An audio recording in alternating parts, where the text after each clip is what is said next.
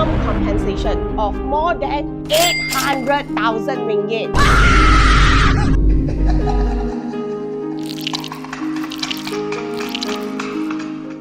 So, you've been working hard, meeting all your goals, and then one day, BAM! You are placed on a PIP, a performance improvement plan, as a good employee. Is it a genuine attempt to help you improve, or could it be something darker?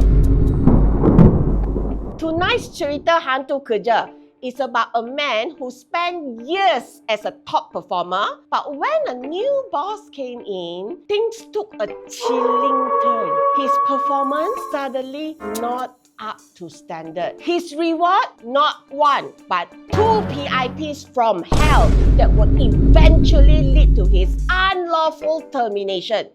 Our story begins in 2007 when this senior manager was a rising star in the organizational development division. For 8 years, his performance was praised, earning him increments and bonuses.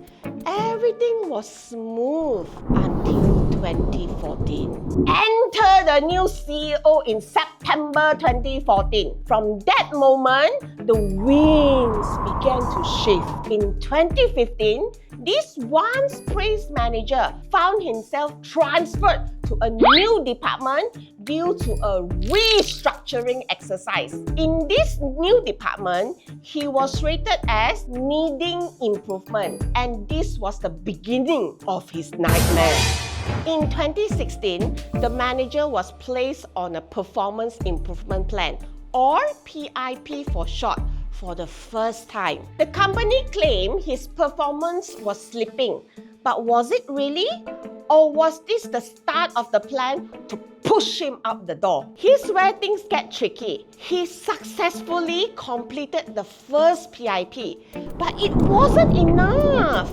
The company moved him around again, placed him under a second PIP, and kept changing his job function, his KPIs, and even his performance manager. It's almost like they were setting him up to fail.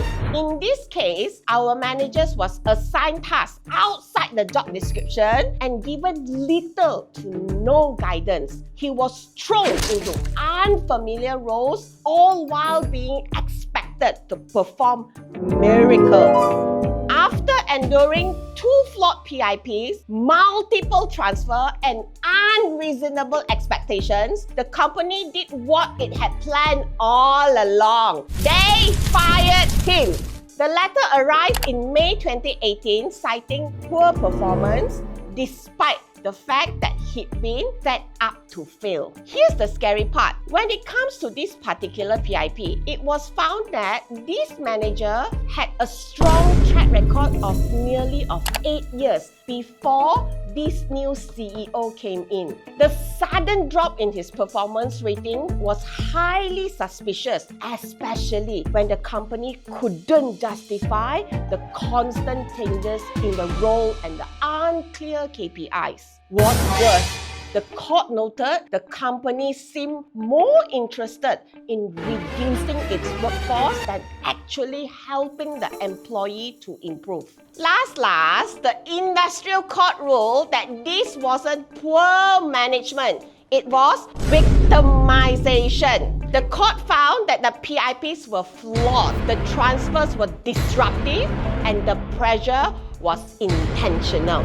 In the eyes of the court, that wasn't performance management. It was a trap. The manager was awarded maximum compensation of more than 800,000 ringgit. Why? Because the company failed to provide proper support, clear KPIs, and a genuine opportunity for the manager to improve instead. Number 1, not every PIP is about improvement. Sometimes it can be a malicious attempt to push you out the door. If you are an employer, make sure your PIPs are fair, transparent, and genuinely aim at helping the employees to improve.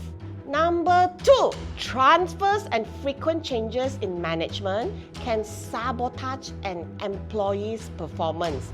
instead of improving it. Without proper guidance and clear KPIs, even the best employees can be set up to fail.